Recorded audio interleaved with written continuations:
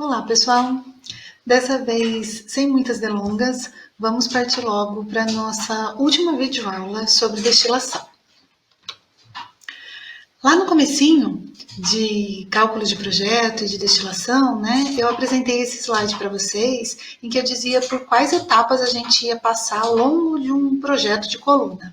Então, nós começamos estudando as condições terminais, passamos pelo cálculo do número de placas ou de estágios teóricos. Vimos o método de Lewis-Sorrell, de McCabe-Tilley, de Ponchon-Savary para fazer isso.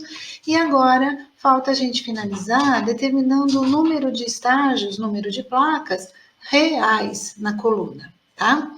No nosso curso aqui, dentro da nossa ementa de operações unitárias, nós não vamos falar desse método de Fensky, que é um método analítico, e também não vamos chegar no detalhe sobre a altura e diâmetro da coluna.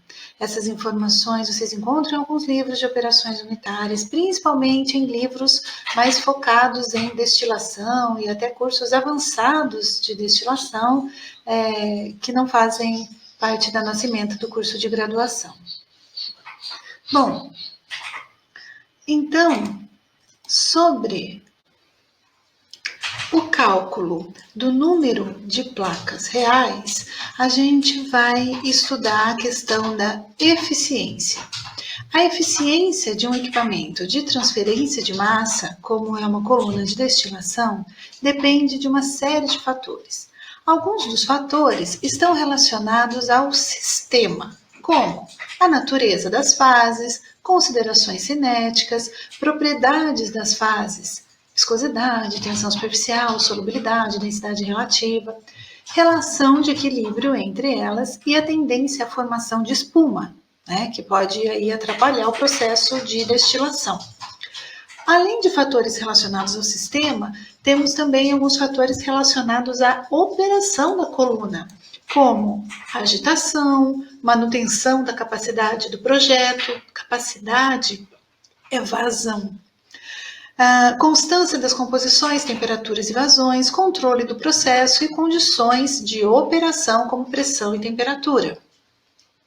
Outros fatores estão relacionados ao equipamento, o tipo de equipamento, o tamanho, a sua geometria, a perda de carga, a existência de acessórios, a construção mecânica e possíveis defeitos. Além disso, a gente tem também os fatores relacionados ao projeto, fatores que influenciam na eficiência da coluna, como a concepção básica, se foi ou não adequada, previsões realistas de desempenho, refinamento do modelo adotado, precisão dos cálculos, experiência prévia de terceiros, estabilidade do projeto e se ele tem a flexibilidade desejada. Tá? Então, frente a essa série de fatores que podem influenciar na eficiência de uma coluna, a gente precisa estudar alguma maneira de se estimar isso.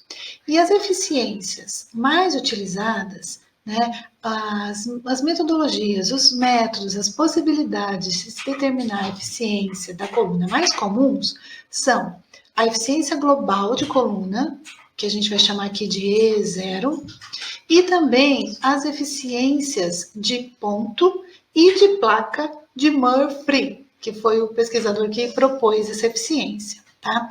Vamos falar primeiro da eficiência global de coluna, e depois a gente vai falar das eficiências de Murphy, ou Murphy. A eficiência global da coluna pode ser representada por uma equaçãozinha simples, como essa, em que o número de pratos teóricos é igual ao valor da eficiência vezes o número de pratos reais, tá? E esse valor, esse número mágico aí, E0, ele, nesse caso de eficiência global de coluna, é determinado experimentalmente com uma coluna operando em condições tão próximas quanto possível das condições de projeto da nova coluna. Porque a gente calcula o número de estágios teóricos de uma coluna na etapa de projeto. Eu quero projetar uma coluna e saber quantos estágios, quantos pratos ela vai precisar ter. E aí, na hora de encontrar esse valor de eficiência, eu comparo com resultados experimentais o mais próximo possível do meu projeto. E para isso existem tabelas, como essa. Essa tabela aqui eu tirei do livro do Gomide, né, de operações unitárias, no seu capítulo especial de destilação, no seu capítulo sobre destilação. Então, uma tabela que nos traz valores experimentais de eficiência global de coluna em função do sistema. Peguei só um trecho dessa tabela, existem outras também, em outras literaturas. Podem ser encontradas tabelas como essa. Por exemplo, né, no caso do benzeno tolueno, que nós fizemos aí alguns exemplos sobre esse composto. Então vamos lá. Benzeno tolueno, para a coluna operando na pressão de 1 atmosfera, temperatura de 95 graus. Se a coluna tem um diâmetro de 25 centímetros, a distância entre a placa é de 30, e essa é a característica das campânulas e dos pratos envolvidos aí, construídos nessa coluna, a eficiência global em porcentagem, por um dos casos do benzeno tolueno, é de 57%. Pode ser também de 51%, operando com a campânula diferente. E aí a gente encontra a tabela, sei lá, quero separar etanol, água em algumas condições. Vejam, a eficiência varia aí de 70% a 95%, tá? Na separação. Então, a eficiência global de coluna pode ser obtida empiricamente através de consultas a dados anteriores ao nosso projeto, mas o mais próximo possível do projeto. Além disso, existem métodos, outros métodos para prever o valor dessa eficiência global. Podem ser métodos empíricos, estatísticos ou teóricos ou semiteóricos. Tá? Eu trouxe aqui alguns exemplos para a aula, mas tem outros também, além desses, que são correlações empíricas. Então, tem uma correlação empírica aqui desses pesquisadores que apresentam uma equação na qual é possível a gente estimar a eficiência global da coluna em função da viscosidade média da alimentação na temperatura média da coluna. Vale para uma determinada faixa de viscosidade desse fluido e aí vale essa equação. E como que esses pesquisadores conseguiram chegar nessa equação? Após obterem e estudarem dados de 84 colunas de refinaria de pratos com campânulas, realizando operações com hidrocarbonetos. Então, vejam, essa equação vale se eu quiser estimar um projeto de uma coluna que vai separar hidrocarbonetos. Tá? Essa equação aqui também pode ser encontrada na forma gráfica, tá? Em que eu tenho o resultado da eficiência aqui no eixo Y em função da viscosidade média aí do meu fluido num gráfico em escala logarítmica.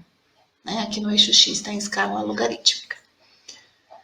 Essa é uma possibilidade de correlação. Tem também a correlação empírica de O'Connell, que ela inclui separação de outros componentes além de hidrocarbonetos, bem como sistemas com volatilidade relativa elevada, tá? Então, nesse caso dessa equação proposta por esse pesquisador, ela é válida quando o produto entre a volatilidade relativa e a viscosidade está entre 0,1 e 7 CPs, né? E os dados para construir essa equação, para se determinar essa equação, foram obtidos a partir de colunas comerciais de fracionamento de hidrocarbonetos, também de retificação de álcool e hidrocarbonetos clorados, colunas de laboratório de retificação de etanol e operações diversas. Tá? Então, é uma equação mais geral que também pode ser obtida na forma, pode ser encontrada na forma de um gráfico. Aqui a eficiência global da coluna em função da volatilidade relativa vezes a viscosidade. Tá? São só esses dois exemplos de equações que eu trouxe para a eficiência global de coluna, além das tabelas empíricas, né, que também nos ajudam a ter uma ideia inicial de qual seria a eficiência de uma coluna para separar determinada mistura.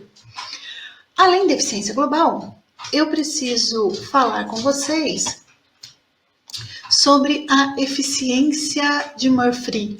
Primeiro a eficiência de ponto, para depois a gente poder aplicar, fazer por analogia a eficiência de placa. Então a ideia é o seguinte: Aqui nesse cantinho eu esquematizei uma placa, esquematizei um estágio da minha coluna, o enésimo estágio.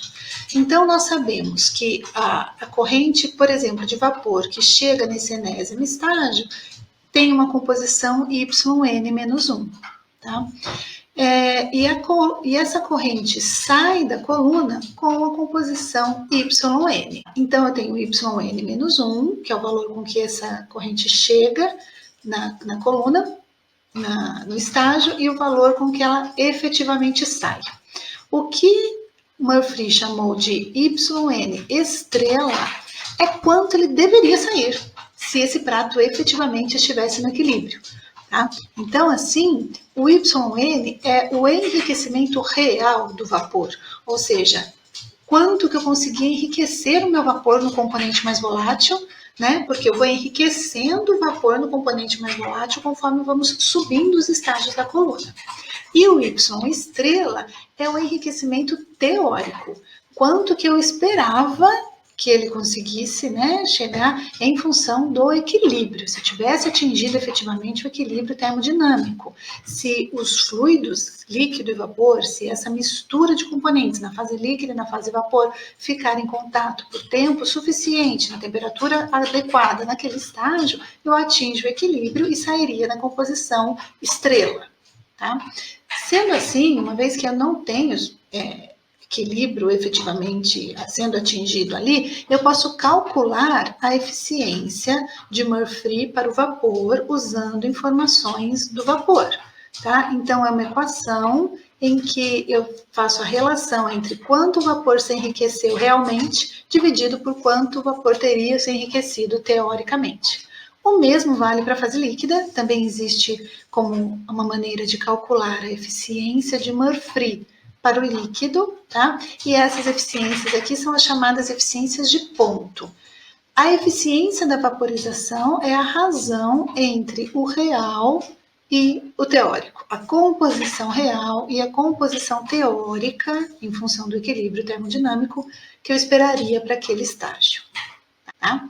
E uma vez apresentada a eficiência de ponto, a gente pode passar para a eficiência de placa, que é muito parecido o pensamento e o equacionamento, mas agora eu vou considerar uma média aí da composição do líquido e do vapor para a placa toda, tá? Porque eu não posso garantir e nem sempre é totalmente homogêneo a composição do líquido e do vapor em diferentes pontos na mesma placa. Tá? Se fosse possível eu estimar isso ponto a ponto, eu teria valores talvez mais precisos, mais reais, mas é mais fácil a gente extrapolar isso para a placa toda, considerando que há homogeneidade na corrente líquida e na corrente vapor presente na placa. Então, a única diferença aqui das equações é que nesse caso, né, nós estamos considerando um valor médio para toda a placa, considerando dando um jeito de homogeneizar. Então, eu posso calcular a eficiência de placa de Murphy para o vapor e também para o líquido. Né? E como que a gente pode fazer isso? Né? Com a fase vapor é um pouco mais difícil, porque é difícil a gente coletar a amostra vapor em cada estágio e fazer análise. Na fase líquida é um pouco mais fácil. Então, pensem que aqui, nesse exemplo da fase líquida, a gente possa tirar uma amostra da coluna no estágio N-1 e também no estágio N, analisar e ver como que está a composição naquelas fases. É isso que vocês vão fazer na aula prática de destilação. Vão operar uma coluna de destilação que tem alguns estágios e vão tirar a amostra ao longo da coluna e avaliar a composição em cada estágio. Então, a gente poderia tirar uma amostra, fazer uma análise e, sabendo a composição no estágio Xn-1, a gente tem também, pelo equilíbrio termodinâmico, como saber quanto eu esperaria que saísse na próxima placa, né? Como eu queria que tivesse na próxima placa. Teoricamente, e aqui empiricamente. Então, a gente pode calcular a eficiência. E eu só chamo a atenção que todos esses valores, tanto de eficiência global, né, como de eficiência de placa e de ponto, são valores menores do que 1, porque a gente não consegue passar do equilíbrio de jeito nenhum e, com muita sorte, alguma coluna muito bem planejada e projetada, a gente pode atingir o equilíbrio, chegar no máximo em 100%, tá? No máximo em 1 de eficiência. Então, além de empiricamente, essa eficiência de Murphy também pode ser calculada pela correlação empírica proposta pelos pesquisadores Walter e Sherwood, que eles equacionaram uma eficiência de placa de Murphy para o vapor, tá? Como 1 menos a exponencial de menos m, onde o m é tudo isso aqui, tá? Eles usaram dados empíricos para projetar, né, para simular e propor essa equação, que depende de vários fatores, né? Lembram lá no início dessa videoaula, eu já falei de vários fatores que podem influenciar na eficiência da coluna, e são fatores que dependem das propriedades do fluido, como densidade e viscosidade, e também fatores que dependem de B, de H, né? Que são condições da placa e do borbulhador ali instalado naquele tipo de prato. Lembra da nossa primeira aula, inclusive a aula presencial que a gente teve, né? Que eu apresentei algumas fotos, alguns slides com os tipos de pratos e borbulhadores que podem ser usados em coluna de destilação, tá? Então, a gente pode fazer seguindo a equação anterior, quando eu tenho a possibilidade de coletar amostras da minha coluna, ou também usando equações que foram propostas a partir de dados empíricos. Gente, não precisa, claro, né? Eu sempre falo decorar uma equação como essa, mas é bom saber que ela existe, saber que vocês podem consultar quando precisarem aí de um pontapé inicial para estimar o número de estágios reais em coluna. Porque usando o método de McKay-Mitchell ou usando o método de Ponchon-Samary, vocês conseguem, sei lá, faz o exercício e estima 17 estágios. Tá, mas qual a eficiência dessa coluna? Vejam que pode ser de 50%. Então, os 17, quase 20 estágios vão virar quase 40 estágios de coluna, né? É sempre importante ter uma ideia de como prever essa eficiência. E com isso, então, nós encerramos tudo que eu propus, tudo que a ementa do nosso curso propõe sobre destilação para vocês no curso de Operações Unitárias 3. Eu espero que vocês assistam esses vídeos, nós encerramos destilação, espero que esteja dando certo, né? A gente vai se encontrar ainda essa semana ao vivo para tirar essas dúvidas, fazer exercícios, propus um exercício de Murphy para vocês resolverem e desejo um bom trabalho, bons estudos. E na próxima videoaula, a gente já começa com a próxima operação unitária. Encerramos destilação e vamos para a extração líquido-líquido. Até breve!